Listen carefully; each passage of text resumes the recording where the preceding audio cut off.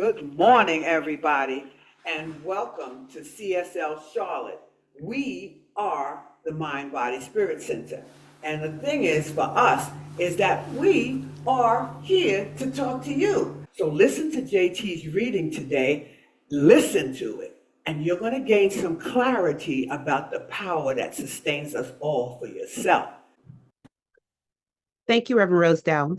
Today's reading is titled Oneness Spirituality, A Key to Happiness and World Change by Giovanni Dentzman. What is oneness spirituality? It is to have a deep understanding and experience that we are all one, all manifestations of the same consciousness. We need this urgently because society is morally sick, and so are we. Due to exaggerated individualism and materialism, most people are driven to pursue their own desire at whatever cost. Needless to say, this causes conflict and suffering to others and to the planet. And people remain unaware that this is not an intelligent strategy, even in the pursuit of their own personal happiness. The situation is like if every cell in your body decided to act on its own and consume as much nutrients and energy as it could, even more than it needs. Soon parts of your body would get sick, and that would damage the health of the whole body, including that of the greedy cells. The challenge is making the individual cells clearly understand two things. A, their relationship with each other and the whole. B, what a good cell life is all about. Spirituality offers an alternative way to live life and to be happy. What is the principle that we find in basically all spiritual traditions, and that can make a radical difference to the world? Oneness. This is like each cell taking care of itself, but also working in cooperation with others, having the health of the whole system as its goal. As a result, the cells get all the food and energy it needs, together with a better environment and longer lifespan. The understanding and experience of oneness can help stop wars, exploitation, injustice, violence, abuse, and environmental damage, among other problems. I like to call this oneness spirituality or oneness religion. If we live from an experience of oneness with all life, violent actions like these would be impossible, just like it makes no sense for the left hand to want to hurt the right hand, or for blood cells to wish the destruction of bone cells, just so their way of life can prevail. Oneness can improve our social, political, and professional environments, helping create a more enlightened society, a society where we recognize that as human beings, we are all cells of a larger organism. This may sound highly utopian because we will probably never live in a world where everyone understands and behaves in accordance with the truth of oneness. However, this change is possible, and any small progress in this direction has the potential to create much good. Spirituality, in all its approaches and traditions, offers both the perspective and tools for this transformation. And so it is. Thank you, JT, for reading Oneness Spirituality as a Key to Happiness and the World Chaos. Okay, we're talking about that because this truly points the way to the power that sustains us all. Why does it do that? Because the power, that sustains us is the main thing that connects us, has always done it forever. Everything we do, everything we say, everything, all communications, whether in us, outside of us, are done through great collaboration between each other, between us, and the power that sustains us all. Get it? So now, even though people have all of these different beliefs when I'm talking about Black history, clear your mind right now of all your projections and just know this. It might be that people think, oh, whites hate blacks, blacks hate whites, or whatever, but that's not true. And no, neither are wealthy people oppressors. Just as there were back in the day, people promote each other the same way here. That's because of the same power that sustains us all. You see, the power that sustains us all, it really cleaned up a lot of stuff. There were people who were against the injustice back in the day, and I'm talking about our white counterparts. These were people who were abolitionists. You know what abolitionists are? They are people who were against slavery. Do you know that many of them were very big supporters, and regardless of whatever happened, that communication between them and the people they were supporting, the blacks they were supporting, was all because of the power that sustains us all. See, this power is an energy, and that energy is exactly what keeps us connected with each other. And many people, they have risked their lives, they've risked their livelihoods, they've risked things from the dawn of time. When those people, all of the whites that gathered together, that became a part of the Underground Railroad with Harriet Tubman, do you know that their whole mind was set on freedom, equality in our history all along? Just like there are a lot of whites today that are still concerned with that.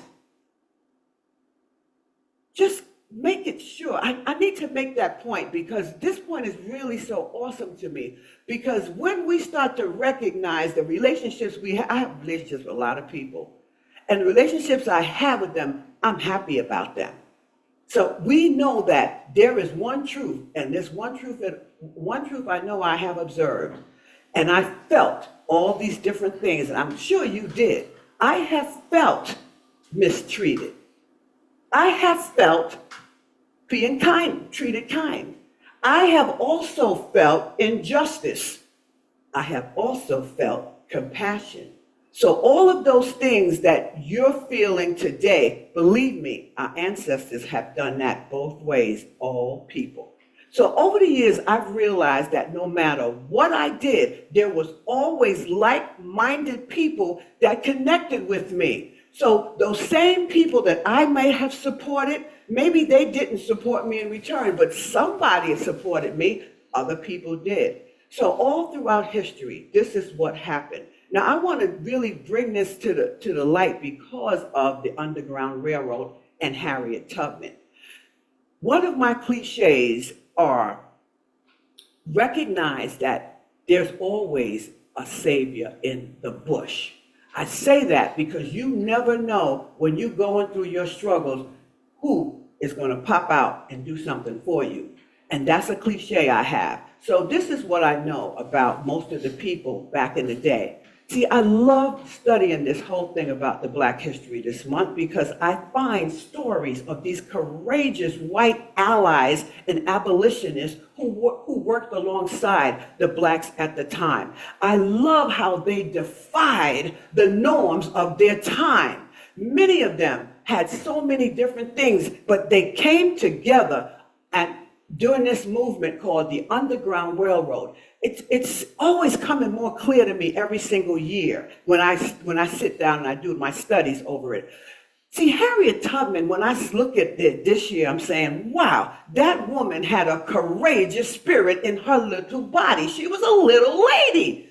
The beauty is her spirit attracted all of those people against slavery, all of the abolitionists who happened to be the people to help them. Do you know she had faith in that power within her, whether she was conscious of it or not? I know one thing, she made that journey a lot of times, and she knew she could do it each and every time, or else she would not have done it. If she felt more fear in her heart, do you think she would have done that? So you know what? She and all the white abolitionists and all the white allies that bound together, they came together on that movement called the Underground Railroad. They came together by the power that sustains us all. You get where I'm getting with this? If it weren't for the power that sustains us all, we would not be where we are today. And guess what? We didn't create it. And here's a couple of people that I read about who I admire so well. I don't have a whole time to give you a whole lesson of history. But Levi and Catherine, this couple, Levi and Catherine Coffin, they provided the shelter. Once she came in with the people to bring them to her house and do all those wonderful things, feed them, have them nice and calm and easy going to the next house, to the next house.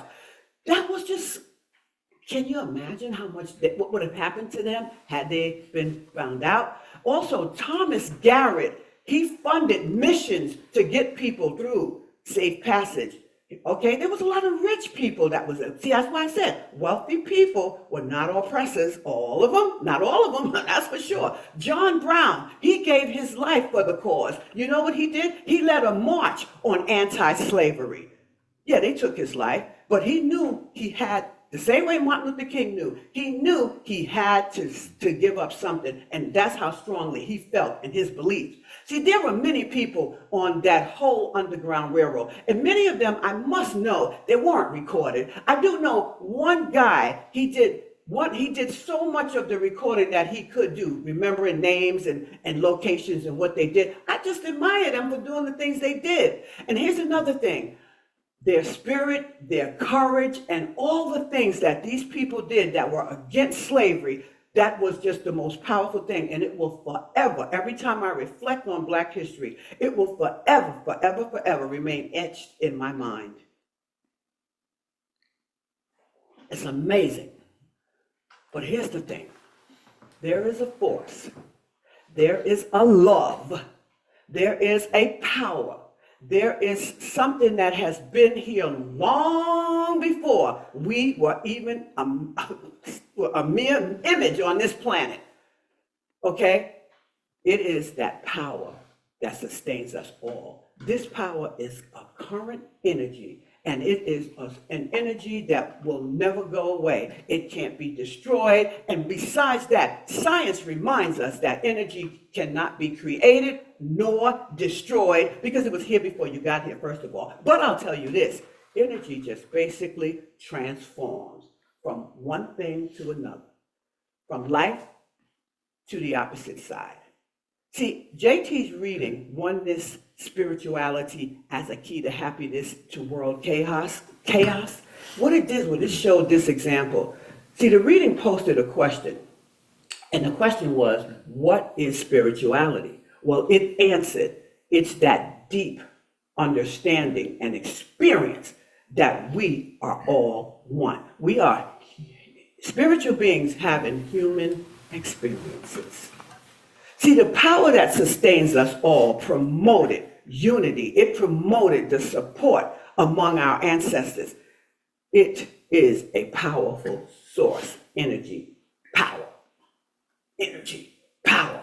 Things that you can't break, things that you can only live with, things that you have to trust and work with. So the power that sustains us all is the same power that our ancestors used from the time they were in and out and through to get us here today. So that's why they were here, to get us here. That's why we are here, to continue. Oh, people saying things like, oh, the world's coming to it. Stop.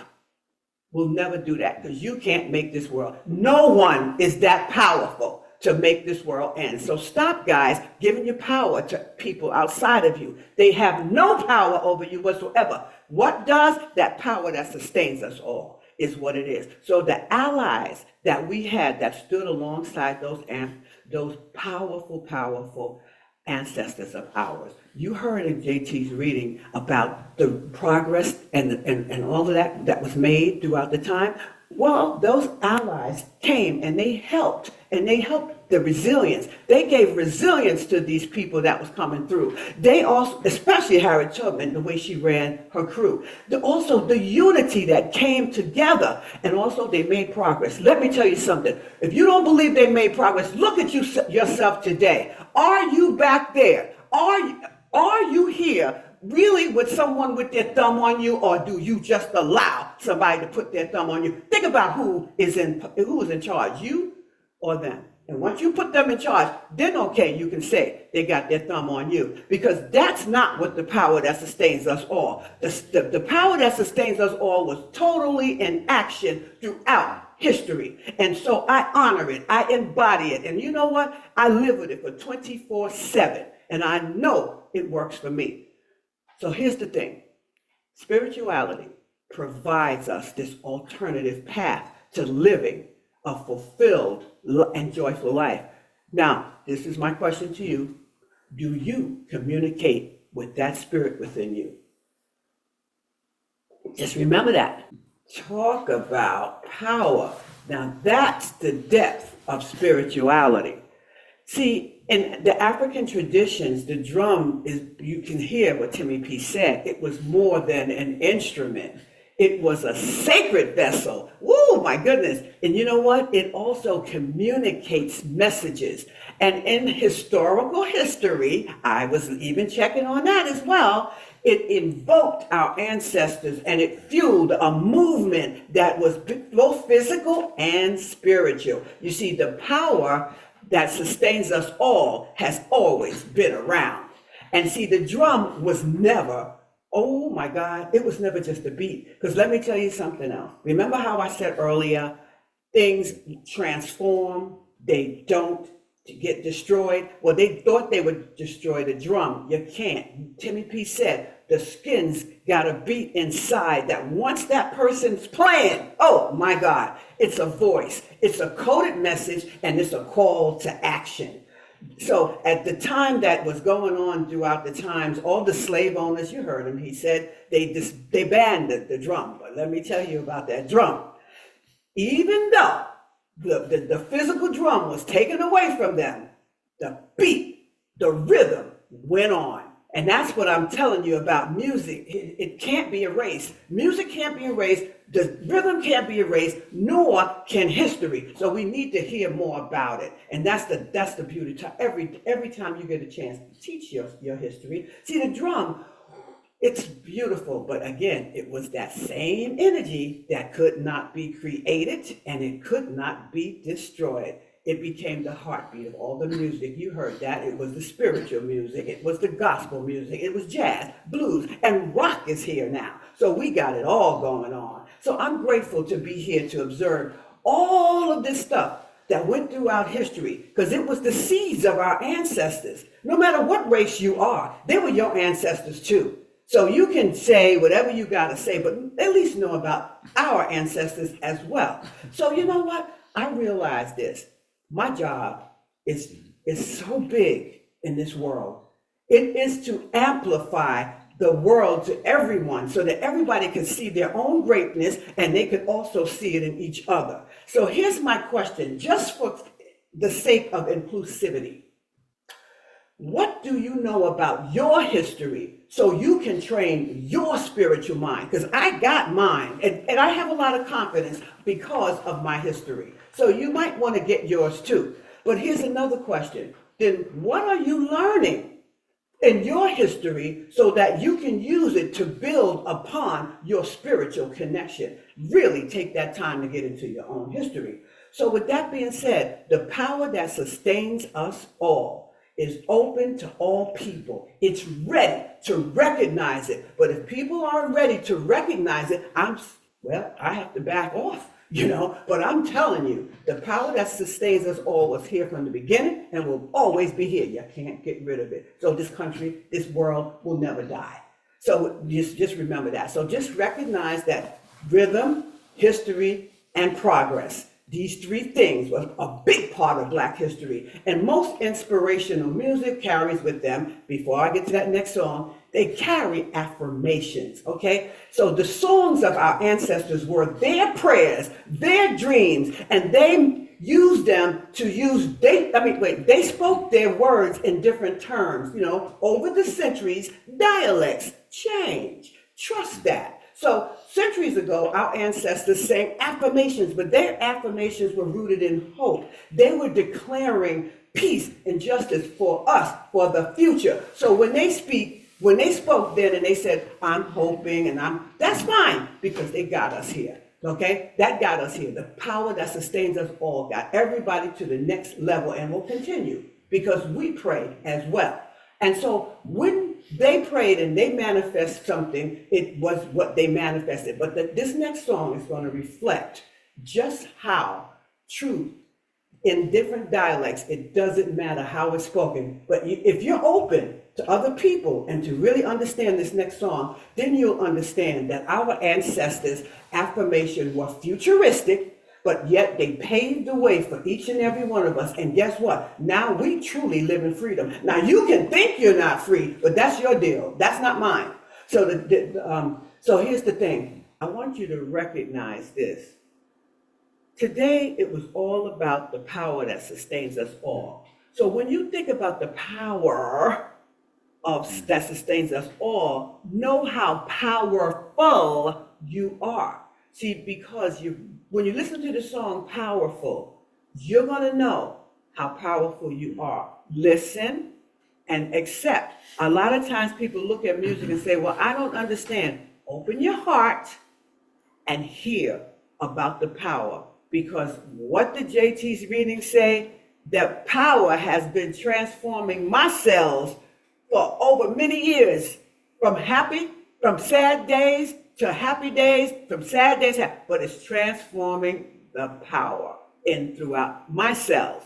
With that being said, I just want us to know that as we wrap up this service together, remember the power that sustains us all was always throughout history from the first century, the first day that humans came to the planet.